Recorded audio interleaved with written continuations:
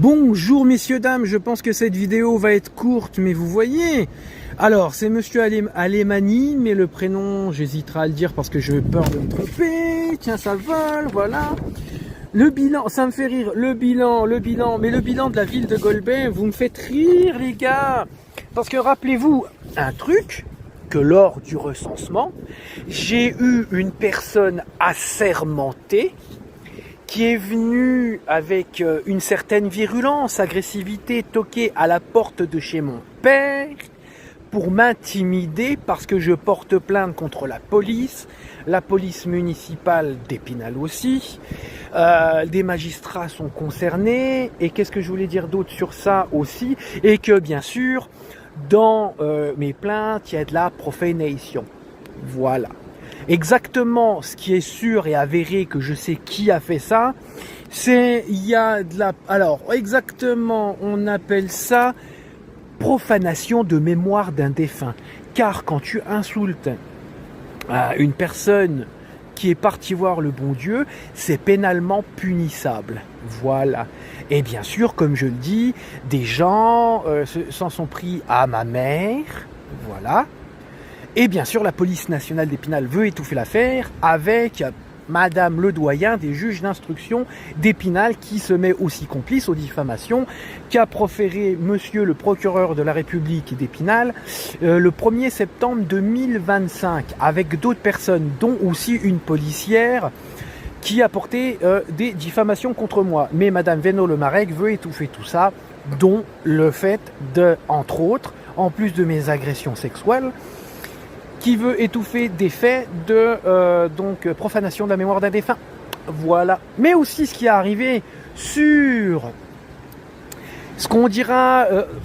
allez, j'espère que ça ne sera pas banni sur la vidéo, mais sur la tombe à ma maman, j'ai vu des dégradations. Bah bien sûr, comme aussi...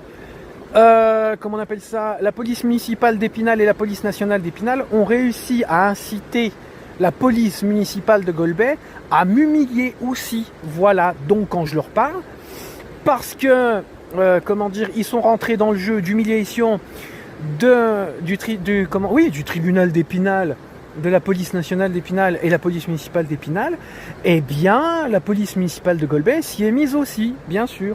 Et bien sûr, comme il y a énormément de monde, surtout sur Épinal maintenant, qui m'intimide, tiens, regarde ce que j'ai en fait ton truc. Voilà ce que mérite. Moi, j'ai aucun respect pour les gens qui ne me respectent pas. Voilà. Et donc, tout ça pour dire que, oui, ils en ont rien à faire. Je veux dire, y compris moi, surtout moi, ils en ont rien à faire des histoires de profanation.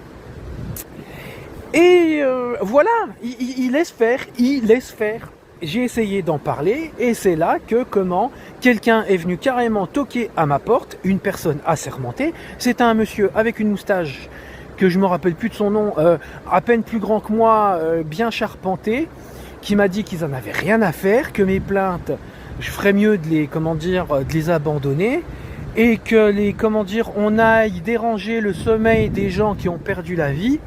Il n'en avait rien à faire, il a aucun respect pour le deuil. Voilà. Et il m'a dit que lui, en plus de m'avoir ramené ça, de le dire de lui-même, eh bien, il ramenait ça, de la part de la mairie de Golbey. Donc voilà, donc vos élections et tout ça, c'est du flan, c'est du cirage de pompe, c'est de la belle lustration. Donc voilà, tiens, voilà ton bilan, ce que j'en fais. Voilà, vous êtes complice de profanation. Voilà, gros bisous, je vois pas ce que je pourrais dire de plus. Vous n'avez qu'à réécouter la vidéo depuis le début.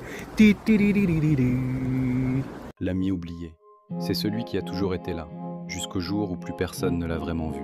Celui qui répondait toujours aux messages, mais dont les siens restaient sans réponse. Celui qui faisait l'effort d'être présent, même quand personne ne le faisait pour lui. Il écoutait pendant des heures, et quand venait son tour de parler, il n'y avait plus personne.